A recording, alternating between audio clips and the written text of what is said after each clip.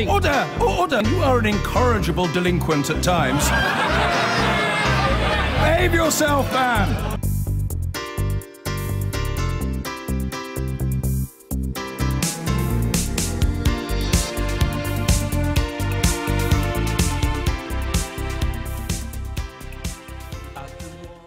Well, to other news now, and the Labour leader Jeremy Corbyn has threatened to sue a Conservative MP for making claims about his alleged involvement with what the MP called communist spies.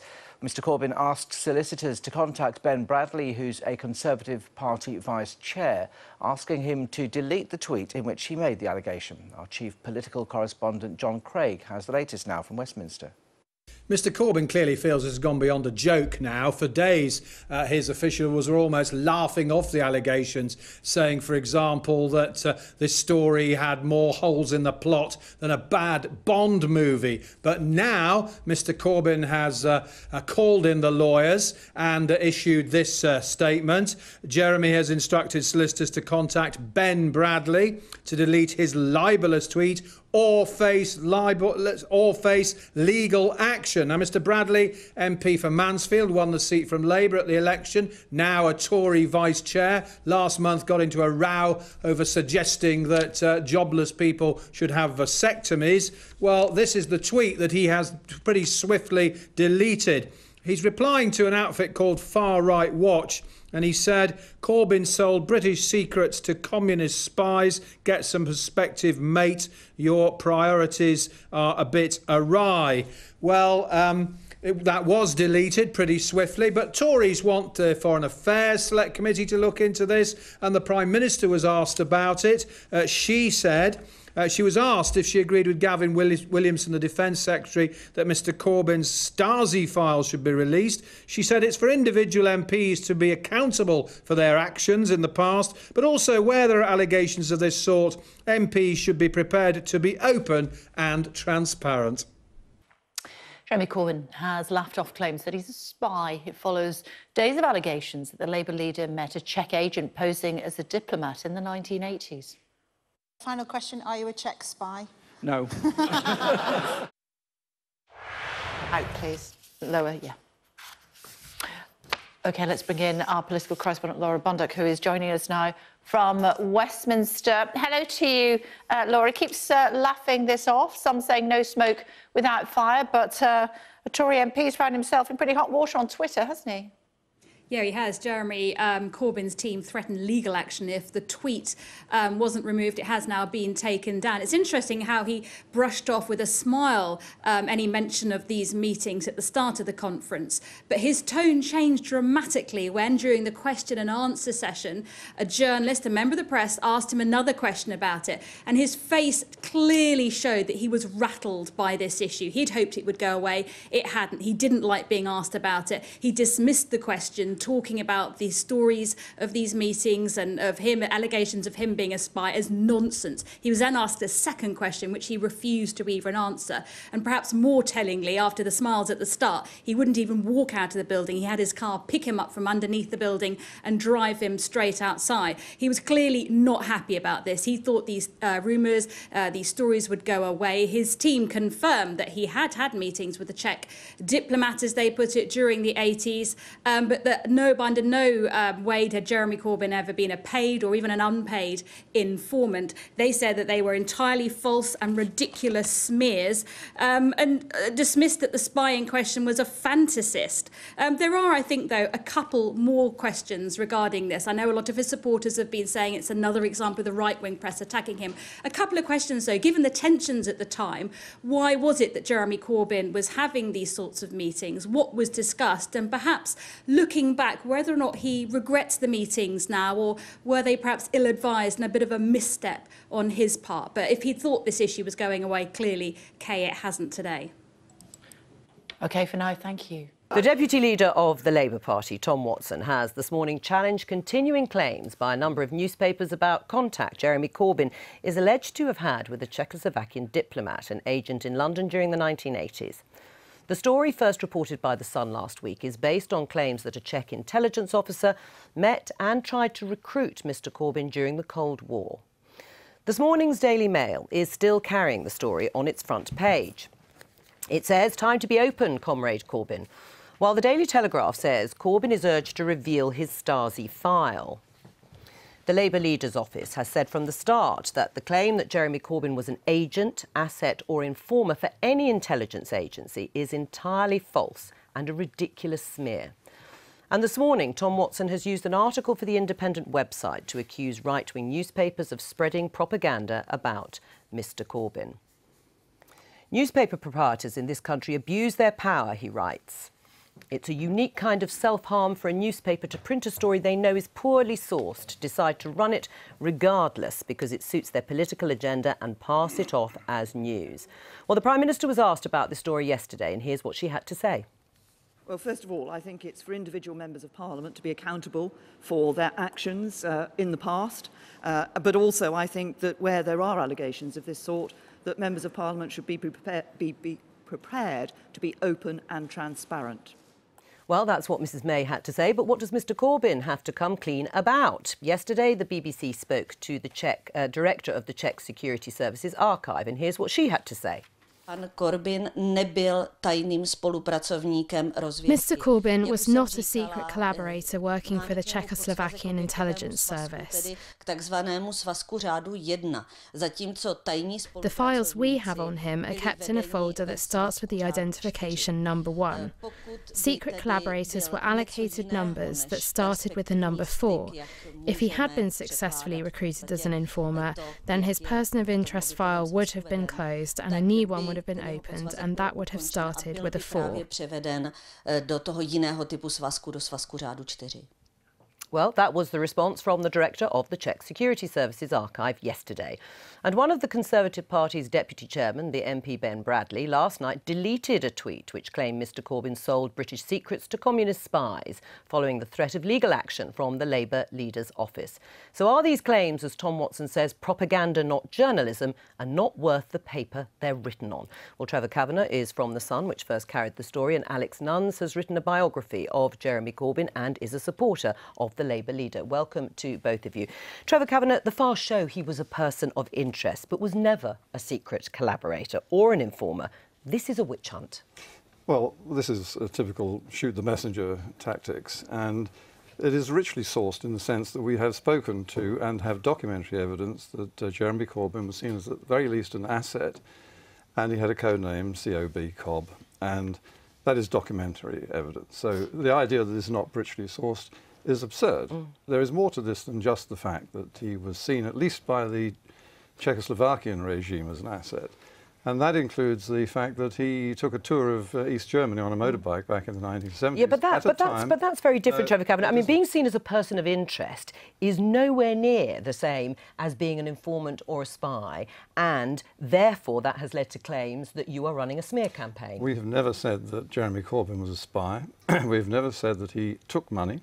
What we are reporting is the view of Jan Sarkozy, who said that he paid him and that he met him at least 4 times, more than the one time that Jeremy Corbyn has admitted. And is he credible, or is he a fantasist? Well, I think that he's credible. He's got documentary evidence that shows that he... Why do you think he's credible? Well, because, as I say, there is documentary evidence that Jeremy Corbyn was seen by the Czechoslovakian STB as an asset and was codenamed Cobb on their files. Right. I mean, Alex, at best, you could say Jeremy Corbyn was naive. He said he met a Czech diplomat and about other dealings he may have had in the 1980s. Isn't it in the public interest for newspapers to scrutinise his background?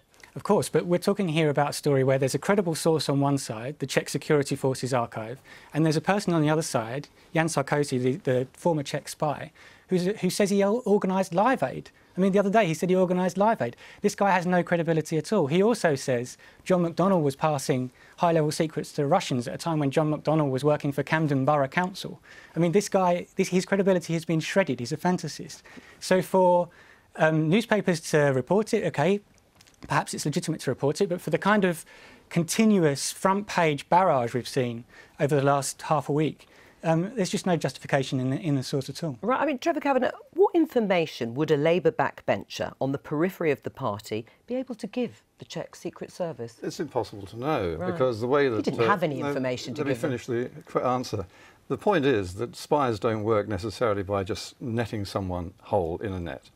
They add pieces of information together, dot by dot, until it forms a line. You don't know what you're giving the people you're talking to. Inadvertently, perhaps, but you don't know what dots you're providing to them, and it's best not to get involved with several meetings, formal meetings, by the way, which were annotated at the time, between a man who was clearly a spy for the Czechoslovakian regime and a member of parliament. Do you think Jeremy Corbyn should be more open about his past meetings and dealings in the way that Theresa May has asked him to be? Because it, at the very best, doesn't look good if there have been meetings with people from the opposite side during the Cold War. Well, I'm not sure that's true. I mean, we're talking here about 1986. We're talking about the period of Glasnost and Perestroika, when the Soviet Union and the Eastern Bloc were opening up and trying to make connections and so on. We're talking about a period when, just 3 years earlier, in 1983, the world had been on the brink of nuclear war, when there were mistakes on both sides, the Americans and the Russians.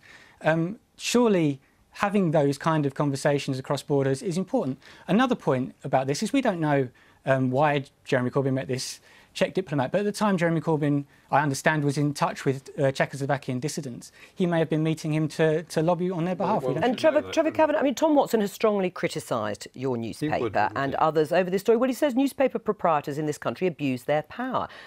Is that true? You have run a story with evidence that is being conflicted here, certainly. No, it is Alice not. Nunn says it is. None of it is being... but none of the evidence we've published has been contradicted. Right. Well, do you contradict the evidence? The lady from the Svetlana Potachnikova from the Czech Security Forces archives contradicts the spy. So we have a contradiction even in the sources here. Maybe. Right. What about well, you say maybe, and in that case, if there is a maybe, do you accept that there has been an abuse and there is an abuse of power by putting this story on front pages or making it very central news day after day after day? Of course not, and I'm sure that you don't either, Joe. But it's not what I think is irrelevant. Of course it is. What is much more important, actually, than this, which was a fishing expedition by the Czechs, which picked up a fish of sorts, is much less important than what happened in East Germany when Jeremy Corbyn... I hope you're not going to shut me down at this point. No. Jeremy Corbyn and Diane Abbott took a motorcycle ride around East Germany back in the 1970s. Now, I've travelled widely in communist China and Soviet Russia over ever since the 1970s. You did not go into those countries without good reason on behalf of the people who were hosting you. And they watched you and they monitored you every single step of the way from the moment you got up until the moment you went to bed. What do you say? He went on holiday with Diane Abbott. How? Who could go on holiday like that on a boat? This is what we're doing here, is we're just combining disparate random things from Jeremy Corbyn's past and trying to put them into this ridiculous story that Jeremy Corbyn was a paid informant, which is what's been reported. And there's no evidence that Jeremy Corbyn was a paid informant. Alison Wolfe, is this a reasonable line of scrutiny?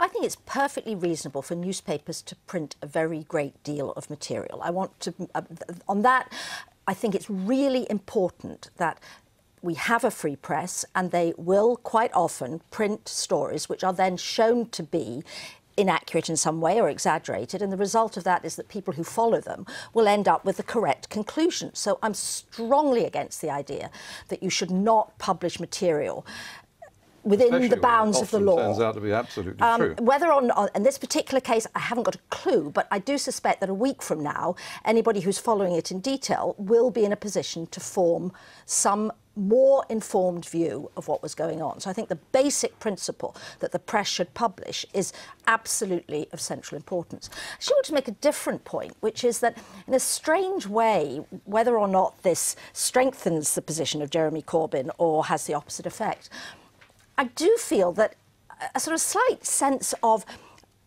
I don't know about relief, but sort of slightly surprise that the issues to do with the Cold War are suddenly on the front pages again. Because one of the things that strikes me as a university teacher is the perhaps inevitable but terrifying extent to which people have forgotten any history that they only learned as history. Right. And I do think that the period of the Cold War was relevant, is relevant to where we are today, that it hasn't all gone away. All right. So this is completely separate from whether or not this story turns out to be extremely well-founded or extremely ill-founded. I think it's really quite a good idea that the country is being reminded of recent history. Well, it certainly is. And on that, thank you both for coming in.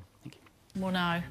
On this man, Jeremy Corbyn's dismissal of claims that he was paid to spy on the UK during the Cold War. The Labour leader told a journalist during a Q&A session that allegations that he met with a Czech intelligence agent in the 1980s were nonsense. Joining us now is senior political correspondent for The Times, Lucy Fisher, and Guardian columnist Dawn Foster. Hello to you both. Thank you so much for joining us here on Sky News this afternoon. Lucy, your story more or less started this latest strand. Does he have a case to answer? Well, I think there are definitely legitimate questions to be asked about Jeremy Corbyn's views, his antipathy towards what he sees and has historically always seen as Western imperialism practiced by the US, and perhaps some of his sympathies towards aspects of and approaches taken by regimes behind the Iron Curtain and during the Cold War. So yes, I think there is a substantive argument to be had here about policy, because of course Jeremy Corbyn is pitching to become the next Prime Minister, and I think we would obviously see a change in the UK's foreign policy if he was successful in that aim. Dawn, he has a case to answer. I don't think so at all. I think that the intelligence agent that came forward has been, pretty thoroughly debunked as a fantasist. He said that Jeremy Corbyn told him what Margaret Thatcher had for breakfast. I think that, it's been very, very clear from Labour that this is just, nonsense. The Czech government have looked through their files and said that he was listed as a potential contact, as a lot of MPs and a lot of people in Britain, but that no contact was ever really made. So I think he's been very clear that this is nonsense. I think it's quite enjoyable for a lot of people to try and drum it up, and nothing that Corbyn says can, fully debunk the idea if people are convinced of it. So how does he defend himself, Lucy? What do you want him to do? Well, I think it's interesting that I think Dawn is right that the Czech agent, there is some questions now over his credibility, but I do think that Jeremy Corbyn should answer the questions thrown out by the original archival material about him meeting the Czech diplomat for a cup of tea, as he and his team have accepted he did. I think that is an interesting and legitimate question as to what he was doing, and that there are questions to be answered around that. Would you agree to that, Dawn? I mean, not especially. I think it's not unusual for MPs to meet diplomats of lots of other countries. Jeremy Corbyn and a lot of MPs have a lot of interest in foreign policy. They have for years. This was a meeting with a Czech diplomat who may or may not have been an intelligence agent back before me and Lucy were born. Corbyn wouldn't have had any kind of secrets that he could have sold them, to be honest. He was a backbench MP in opposition. So I think, we really need to ask exactly what harm could have been done if he had met a diplomat. And also, it seems very clear that even if this diplomat was a member of the security services, he didn't explain this to Corbyn, and he was listed in the Czech intelligence files as a possible contact rather than an actual intelligence asset. He was a backbench MP, Lucy, so he didn't have any state secrets to give. But then, of course, he may have been a spy, so how would we know? Well, I think as a backbencher, he is unlikely to have had much he could have offered. It's interesting, though, that he was approached by the Czechs. That it's interesting for us to look at how he was seen abroad by other foreign state actors. But also, I mean, we know for a fact that he was trusted by the authorities at the time. There's a story also in the Times today about how Geoffrey Howe helped Jeremy Corbyn lead a fact-finding mission in Grenada after the Americans invaded the Commonwealth nation. So clearly that shows that that mission, led by led by Jeremy Corbyn, but backed by the Conservative government of the day, showed that there was no doubt about Jeremy Corbyn's loyalties at the time. Dawn? I think that shows that Corbyn was willing and able to work across the party lines to try and get to the facts. Geoffrey Howe clearly thought that he could be trusted to do so, that he had an interest in finding out the facts behind behind the scenes and behind the American influence there. So I think it shows that he was willing to look at topics instead of from a party kind of political background, purely from a fact-finding mission. So I think that isn't remotely linked. I think it actually speaks to his character, that the Conservatives felt that, he needed to be part of something if they were to find out what exactly went on. And I do think it is just still a distraction. I think there's a lot going on in the news that we could focus on. And I think that Jeremy Corbyn's, anger at some of this is purely down to the fact that it is ludicrous. It is quite silly. Ben Bradley's had to delete his tweets, claiming that he sold intelligence to Czechoslovakia. So I think that even the Conservatives realise there isn't very much truth in here at all. Yeah, Ben Bradley, a Tory MP, forced to delete a potentially libelous tweet about what was allegedly a concocted story after Corbyn threatened to sue him, just so that our viewers have got the background on that. And that's a decent point, though, isn't it, Lucy? You know, there's a lot of mudslinging going around, and Tory MPs have got to be very careful. I think that's right. I think clearly some of the criticism and some of the claims levelled against Jeremy Corbyn have overreached. I think that's pointed to by the fact that Ben Bradley, as you say, deleted the tweet when Jeremy Corbyn threatened legal action over it. So I think people have to be very careful with the claims that they're making.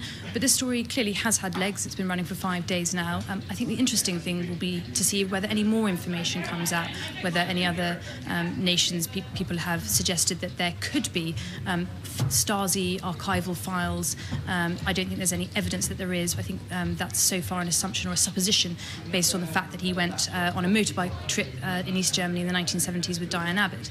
But, for example, if there's other material like that emerges in coming days, it'll be interesting to see what it says. Is that new, Dawn? I thought I knew that already. I don't think it's new at all. I think that he, had quite an enjoyable holiday. He's talked about it openly. I think there is a big worry, though, that a lot of this is based on supposition. A lot of this is based on a lot of possible things that might come forward that haven't been proven yet. And I think we need to be very, very careful in a very, very hateful climate at the moment. Only a few weeks ago it came out that the person responsible for the Finsbury Park mosque attack said he wanted to kill Jeremy Corbyn because of some of the things that he'd heard in the media. And I think we need to be careful when we talk about Conservative politicians and Labour politicians that we aren't labelling them as traitors, and we aren't actually inflaming hatred against them when we have seen that actually some of the media coverage does actually tip over into I think we need to dismiss that guy, attacks. though, don't we? I mean, he talked about his mate Dave in the pub and all sorts of other stuff as well, so we had to take everything that he said with a massive pinch of salt, and it took the jury just an hour to convict him. But nevertheless, Lucy, doesn't help that the leader of the opposition is losing his rag with journalists. No, I think there's a big question at the moment about how much time all politicians are giving to journalists. There's some concern over unwillingness to take question and answer sessions, and I think that there needs to be a light shone on all politicians. All politicians need to be held to account. At the end of the day, journalists asking questions are just doing their job. So I hope all politicians remain open to questions and the likes of me and Dawn. We started with Lucy, so we'll finish with you, Dawn. He needs to not lose his rag with journalists. Doesn't help. No, I think that's entirely right. I think that both Theresa May and Jeremy Corbyn have a lot of work to do with dealing with journalists, and I think that we are in a position where the media and the politicians are actually in a more combative mode than ever, and I think that speaks to the wider kind of polarisation we've seen in society since the election last year and the EU referendum. So I hope that some of those divides are healed over. Good to chat to two female political journalists for a change instead of at least one boy. Dawn, Lucy, it's good to talk to you. Thank you. I've been